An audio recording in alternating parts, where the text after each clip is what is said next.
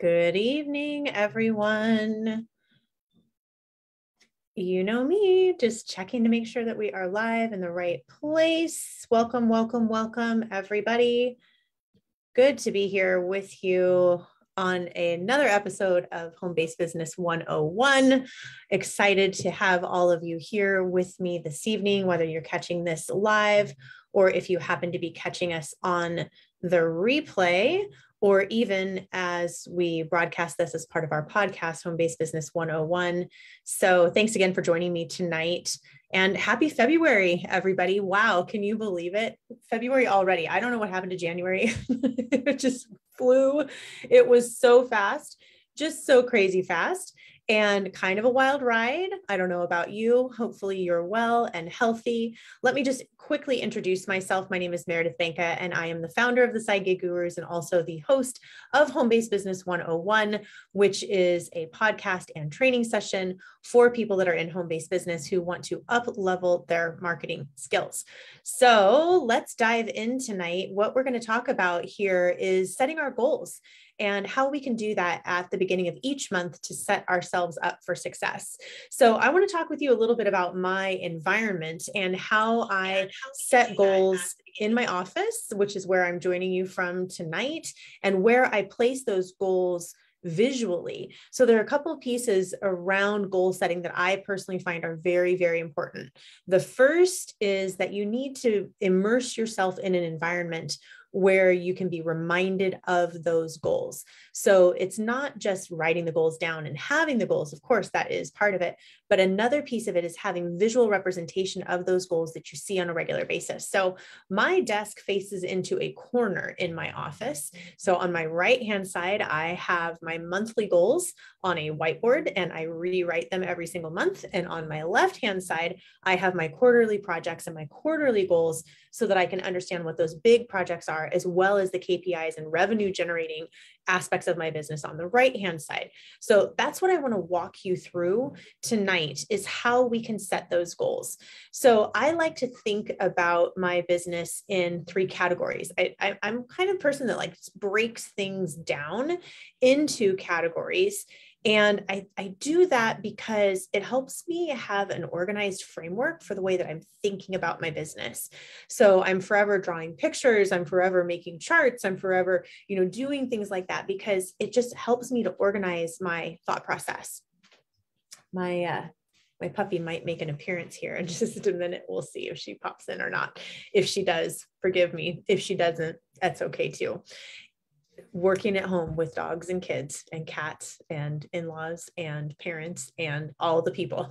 I know you guys are all doing it too. And isn't it incredible? I mean, it's really incredible, the opportunity that we have to be able to do that. So enough of a sidebar around that. So you're thinking about your business. I hope you have a goal plan for the year. I hope you've decided on what you want your revenue plan to be. I hope you've decided on big projects or accomplishments, launches, products, things that you want to put into the marketplace. I hope you have done that work. If you haven't and you need some help doing that, I definitely encourage you to visit meredithbanka.com and grab a free 30-minute discovery session with me. And I would be happy to go through an annual goal setting process with you so that you really have a clear vision of where you're headed. But tonight's session is really focusing on a 30-day goal setting framework. And I want you to think about this framework from the perspective of those annual goals. But every month you need to review where you are, and you need to make a new plan for the month. I tend to do that in three categories. The first category that I do are what I call my key performance indicators, the major metrics in my business that I am driving toward. The second category are large projects, operational, product related, launch related, training related, big projects that I want to release. And then the third area that I plan in is what I call administrative. That's honestly cleaning the bathroom of your business. And that administrative section should be a very small component of what you do. In a perfect world, your time would be spent 70% on driving revenue in your business, 20% on building those big projects, infrastructure, operations, new products, and 10% in the administration of your business, paying the bills, paying the employees, ordering inventory, making quick little updates to websites or, social media graphics, planning your content, things along those lines. The things that you have to do in your business in order for the business to operate, but they're not necessarily the sexy, fun things that you look forward to doing. And in fact, that's that first category that you might outsource. So if you're going to, grow your business big enough, one of the first things you're probably going to outsource is your financials, right? Unless you happen to be an accountant or happen to like doing those, that's one of the first things that people usually kind of say goodbye to, because there are simply people out there that are better and faster at it than we are. Another thing you might have in that admin category that you outsource is management of some of your social media. You might hire a VA to launch some of your email campaigns, to do newsletters, to do website updates, things like that. We're not going to talk about that category tonight. Know what those items are every single month. And that's like your laundry list, like check, check, check, just get it done, whether that's you doing it or somebody else doing it. Now, these other two categories, though, are where we need to set goals, and where I have found in my coaching and consulting over the last few years that entrepreneurs really fall down is in these two categories. So look at your annual goals and say to yourself, what makes sense for, let's start with this second category of our big projects. What big projects am I wanting to launch this year? Are you redoing your website? Are you launching a members area? Are you launching some kind of subscription? Are you releasing a new product? Are you integrating a new payment method? Are you onboarding employees for the first time? What are the big projects that you have going on? And what order does it make sense for those projects to occur in, either based on the budget that you're going to spend to execute those projects or the timing of those projects in relationship to your business? So plant them in a quarter and say, okay, first quarter, I'm going to work on the website. Second quarter, I'm going to launch the new products that are embedded in the website. Third and fourth quarter, I'm just going to really jam on increasing revenue. That's what I'm going to do. So you've got to start with a big picture of what you want to have happen. So let's assume you've got that done. Now you're going to take that project and you're going to back it down into, from that website you want to have done this quarter, you're going to back it down into what needs to happen first, what needs to happen second, what needs to happen third, and you're going to break that down into the next 3 months. So what needs to happen in February, what needs to happen in March, what needs to happen in April, or if you had been doing this last month, January, what needs to happen in January, February, March, and then I'm going to back into that plan. So I can get to the point where in that big project plan, I know this month of February, these are the key deliverables that I have to do, and I can plan those into the weeks of my month. So that's how you're going to get big projects done, is by eating that elephant one piece at a time, breaking them down. This is how great project managers, there's certifications in project management because people are so good at taking huge multi-million and multi-billion-dollar projects and getting them delivered on time and on budget. That's really what you want for those operational components. You want them done on time, you want them done on budget so that you can begin generating revenue using them or from them. So again, take those big projects, break them down. Which quarter are you going to accomplish them in? Is it going to have to go across more than one quarter? Is it that big of a project? Break it down month by month and then break it down week by week so that as you look at the month of February, you know, okay, this is what must be done this week for this project, and make an agreement with yourself that the Friday night, or Saturday morning or whenever your week ends, that new week does not start until these project components are done. My week is over, my weekend begins, if you work that way, when these things are completed. And that's really how you're going to want to get those big projects done. 20% of your time should be spent there. Now let's talk about this bigger chunk of time, which is our 70% of time in these KPIs, key performance indicators. We also hear them called daily mode of operation, our DMO. Most of you are solopreneurs. Most of you are doing the sales. Most of you, if you're doing, discovery sessions, if you're doing free consultations, if you're doing any kind of appointments, if you're doing any kind of private call in order to onboard a new client or to sell any kind of a product, you're the one doing it. You're also the one that is doing the organic marketing. You're probably managing your paid advertising, all of those things. So you've got to figure out in all of that, what are your key performance indicators? As a small online business, and I'm assuming that you have some component of your business that's online, even if you also have a physical space, one of the biggest assets that you can build for yourself is your contact list.